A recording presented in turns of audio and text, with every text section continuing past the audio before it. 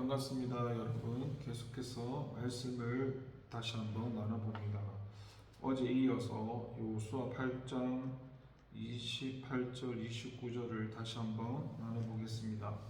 이에 여호수아가 아이를 불살라 그것으로 영원한 무더기를 만들었더니 오늘까지 황폐하였으며 그가 또 아이 왕을 저녁 때까지 나무에 달았다가 해질 때에 명령하여 그의 시체를 나무에서 내려 그 성문 어귀에 던지고 그 위에 돌로 큰 무더기를 쌓았더니 그것이 오늘까지 있더라.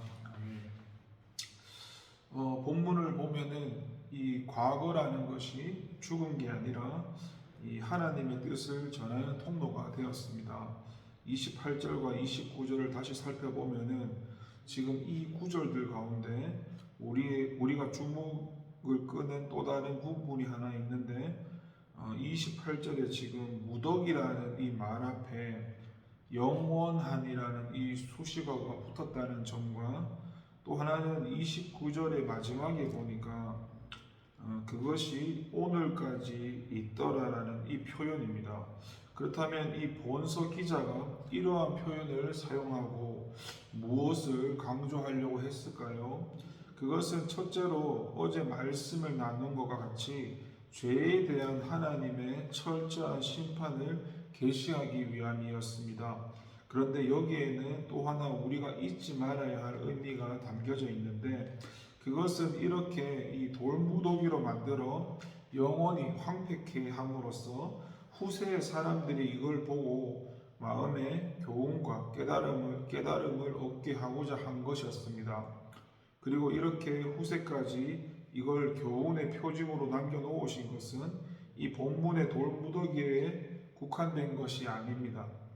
하나님은 이 외에도 특별한 예식이나 기념비 등을 대대에 전승되게 함으로써 과거의 사건이 과거로 끝나지 않고 후세의 사람들로 하여금 그 의미와 교훈을 가르치는 방편이 되게 하셨던 것이었습니다.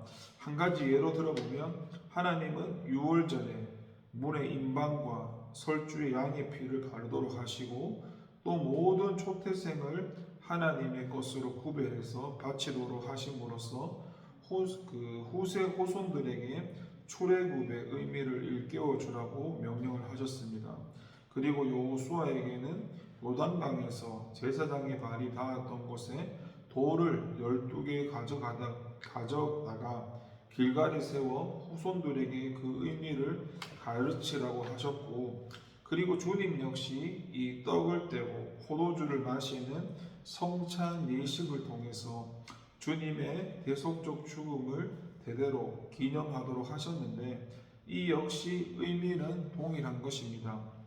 이처럼 하나님께서는 말씀으로뿐 아니라 이 구원사에 있어서 중요한 사건들을 이렇게 특별한 예식이나 상징물 등으로 표징을 삼게 하셔서 후손 대대로 그 의미를 잊지 말고 과거의 사건이 현재의 교훈이 되도록 하셨던 것입니다. 영국의 유명한 역사가 중에 카라는 사람이 있는데 그가 했던 유명한 말이 있습니다. 역사는 과거와 현재의 대화라는 유명한 말을 남겼는데요. 과거는 죽은 것이 아니라 오늘의 우리에게 주는 이야기라는 말입니다. 바로 오늘 본문에서 하나님께서 우리에게 말씀하시고자 하는 메시지가 바로 이것입니다. 여러분, 하나님께서 비록 오늘날에 저와 여러분들에게 이 옛적 이스라엘 백성들에게처럼 표징이 될 만한 돌무더기나 어떤 특별한 예식은 주지 않으셨지만은 그 모든 것을 종합해 놓은 성경 말씀을 주셨습니다. 그래서 우리는 그 옛날 이스라엘 백성들이 돌무더기로 변한 가나안 성읍들을 지날 때마다 죄에 대한 하나님의 심판이 얼마나 두려운가를 생각하면서 그렇게 경각심을 가지고 자신을 돌아보았던 것처럼 하나님의 이 구원사에 나타난 수많은 이야기를 통해서 오늘의 저와 여러분에게 말씀하시는 하나님의 음성을 우리가 들을 줄 알아야 합니다. 이 헬렌 켈러 여사라는 사람이 있는데 그가 일찍 누군가로부터 이렇게 질문을 받습니다. 앞을 보지 못하는 것보다 더 불행한 일이 있을 수 있다고 생각하십니까? 이런 질문을 받았는데 그가 대답하기를 그렇습니다. 그것은 바로 시력은 있으나 진정한 것을 보지 못하는 것입니다라고 대답을 했다고 합니다. 만일 우리가 하나님께서 남겨주신 그 풍부한 유산을 보고도 그 의미를 진정으로 보지 못하고 그 음성을 듣지 못한다면 우리는 앞을 못 보는 소경이나 듣지 못하는 귀머거리보다 더 불행한 사람들일 것입니다. 그래서 저와 여러분이 하나님의 은혜로 눈이 열리고 귀가 열리고 성경을 통해 나타난 과거의 그 풍부한 구원사의 기록을 보면서 오늘의 우리 자신을 돌아보고 하나님의 은혜에 감사하면서 이를 전하는 복된 저와 여러분이 되어야 합니다. 여러분, 우리의 삶은 사단의 세력과 매일 싸워야 하는 영적 전투의 연속입니다. 이러한 영적 전투에서 우리가 승리를 하려면 우리에게 내려진 하나님의 작정 명령을 충실하게 이행해야 합니다. 그렇다면 우리가 이행해야 할 작정 명령이 무엇일까요? 그것은 간단합니다.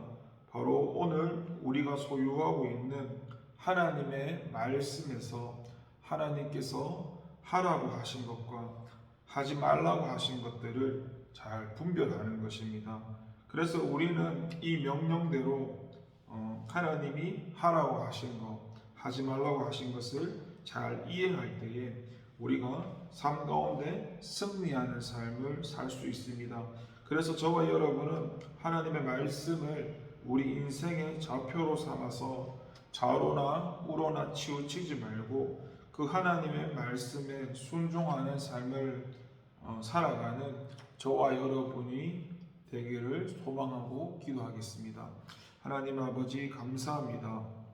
오늘날 하나님께서 우리에게 주신 것은 그 돌무더기나 어떤 그런 예식은 아니지만 성경 말씀이라는 완전한 계시를 우리에게 주셔가지고 이 말씀을 상고하고 묵상하면서 그 말씀에서 하나님께서 하라고 하신 것과 하지 말라고 하신 것들을 잘 구분하고 분별해서 주님이 기뻐하시는 것에 그 뜻을 따라서 살아가는 저와 여러분이 될 수 있도록 하나님 도와주시옵소서. 감사드리고 예수님 이름으로 기도드립니다. 아멘.